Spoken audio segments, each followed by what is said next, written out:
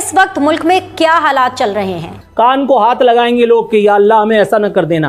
टुकड़े तीन, मेरा ख्याल टुकड़े तीन से ज्यादा पहले खासम कर चुके हैं, क्योंकि आपके सूबे फेडरेशन की बात नहीं मान रहे। आर्म्ड फोर्सेस वाले बेचारे शहीद हो रहे हैं और आप इनको डीमोरलाइज कर रहे हैं। मैं करूं तो क्या करूं, क्योंकि अगर 600 रुपए किलो टमाटर है तो कम से कम मैं तो नहीं खरीद रहा भाई, और अगर 400 रुपए की प्याज है तो भी मैं नहीं खरीदूंगा। इमरान खान साहब जब से ऑपोजिशन में गए हैं, इन्होंने भारत की तारीफ करनी शुरू कर दी है, भारत की खारजा पॉलिसी की तारीफ करनी शुरू कर दी है।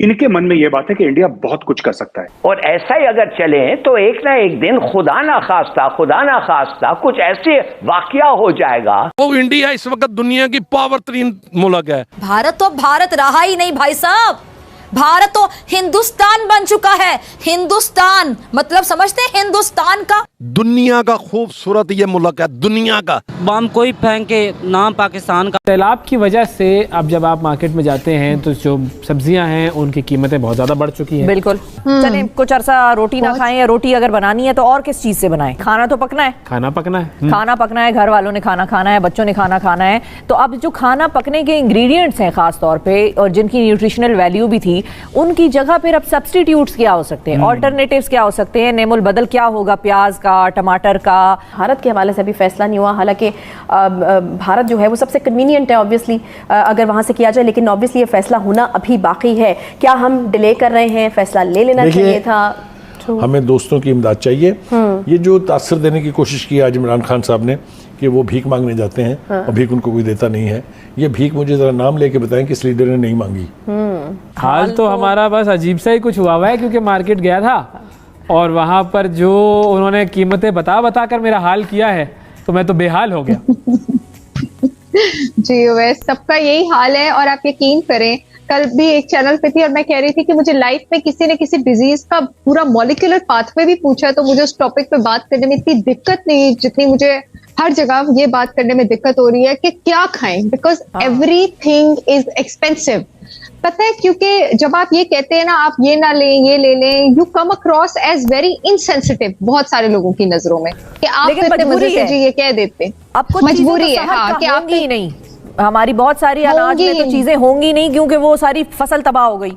तो ऐसी सूरत हाल में फिर हमें क्या करना है? सबसे पहले तो मैं ये मशवरा देना चाहूंगी कि अब होम गार्डनिंग शुरू कर दें। जिन लोगों के इवन के 3 या 5 मरले के घर भी हैं, थोड़ी सी इन्वेस्टमेंट के साथ आप अपने घरों की छतों पे अपनी सब्जियां उगा सकते हैं। यकीन करें, जनरल वैसे बात करूं कि वो ऑर्गेनिक भी होंगी, वो बेट कर रही है। घर में कुछ ना कुछ उगाना शुरू करें। बिल्कुल, हर कोई अपने घर में कुछ ना कुछ तो आप पकाएं, कुछ ना कुछ तो आप उगाना। एक मिनिमम सी इन्वेस्टमेंट, आप एक 25-30 हजार की इन्वेस्टमेंट के साथ अपने घर में सब्जियां वगैरह जो है वो उगाना शुरू कर दे। And other than that meals जो है रेस्टोरेंट से एक तो आप खाएं ना ही खाएं, उससे भी आप बहुत ज्यादा बचाते हैं। और वो लोग जो बेचारे वैसे भी इनके रेस्टोरेंट से नहीं खा सकते हैं, आप लोग कंपैरेटिवली दही जो है वो टमाटर से सस्ती है, आप टमाटर की जगह दही का सब्स्टिट्यूट कर सकते हैं। मुझे तो वैसे हर चीज का नाम लेते ही शर्म आती है, क्योंकि किसी ना किसी को तो लगेगा कि हमारे लिए वो वाली चीज भी जो है वो बहुत ज्यादा महंगी है। फलों में कंपैरेटिवली टमाटर से दही जो है वो सस्ता है। तो अब अगर दही की अगर हम बात करें तो दही जो है वो घर में भी बनाया जा सकता है। हाँ, ये बिल्कुल बनाया जा सकता है। आप घी घर में निकाल सकते हैं, आप मक्खन घर में निकाल सकते हैं, आप पनीर घर में निकाल सकते हैं। आप अगर दूध अच्छा हो, अफोर्ड नहीं कर, अगर दूध में पानी कम हो, ये भी है ना सिलसिला। हमारे तो प्रॉब्लम पानी कम हो, बिल्कुल। अब प्रॉब्लम्स इतने सारे हैं ना, इससे तो मैं कह रही हूँ मुझे जिंदगी में किसी टॉपिक पर बात करने में इतनी मुश्किल नहीं जितनी मेरे इसमें हेजिटेशन हर सेंटेंस में हो रही है। आलू देखिए, मुझे आलू पसंद है, ये सारी दुनिया मुझे आलू नहीं खाने देती। आलू नहीं निकलना शुरू हो जाती है तो अजीब सा ये इंसान फील करता है कि अब अगर तोन निकल रही है तो फिर कंट्रोल भी करना पड़ेगा भाई। तो ये तो कजन है ना आलू शकरकंदी। नहीं, हाँ, लेकिन शिफा मैं मजे की बात बताऊं, स्वीट पोटैटो जो है उसमें 0% फैट होता है, 0% कोलेस्ट्रॉल होता है। मैंने इस पर एक वीडियो भी की थी। मेरा पूरी सर्दियों में डिनर शकरकंदी होता है, डेली और कंपैरेटिवली सस्ता होता है। और हमारे पास व्हीट क्रॉप जो है वो खराब हो गई है, तो आटे की जगह चलें कुछ अरसा रोटी ना खाएं, या रोटी अगर बनानी है तो और किस चीज से बनाएं? नहीं शिफा, इतने सारे आटे आपके पास, आप ज्वार यूज कर सकते हैं, आप जौ यूज कर सकते हैं, आप बेसन यूज कर सकते हैं, आप मकई यूज कर सकते हैं। ये तो देखें उसी जुमरे में आ गई ना, आटा जौ ज्वार, ये सारी वो फसल थी जो तबाह हो गई। अब इसका सब्स्टिट्यूट बताएं। यू कैन यूज ब्रेड, आप मल्टीग्रेन ब्रेड यूज कर सकते हैं, आप ब्राउन ब्रेड यूज कर सकते हैं, चने का आटा हो सकता है, कैलोरीज भी उतनी होती हैं और वो बिल्कुल हो सकता है। पाकिस्तान इतना मकरूज मुल्क है क्योंकि यहाँ पर अब ये कहा जा रहा है कि कहत का खतरा है, ये बाकायदा अब रिपोर्ट्स जारी हो रही हैं। फिर ये कि ये लोग इमदाद करते हैं पाकिस्तान की कि भाई आप डैम्स बना लें या सैलाब के खतरे को कम करने के लिए पानी को स्टोर कर लें मुख्तलिफ जगहों पर, तो ये तो इंटरनेशनल कम्युनिटी कर सकती है पाकिस्तान के लिए। अच्छा, आप मामे इंटरनेशनल कम्युनिटी के जो सारी काम वही आपके लिए करके देगी। सैलाब आपके यहाँ आए, आप उनसे भीख मांगे। एटम बम भी तो आपने बनाया था ना, तो काहे के लिए बनाया था? अभी तक तो चलाया नहीं है और आइंदा भी नहीं चलाएंगे। आपकी सरहदी वायलेशन भी हो जाती है और बहुत सारी और काम भी हो जाते हैं और आप बैठ करके बाजा बजाते रहते हैं। आलमी बरादरी से आप सिर्फ बुला बुला करके मरासले देते रहते हैं, तो कहाँ जाती है आपकी आज़ादी और खुद मुख्तारी?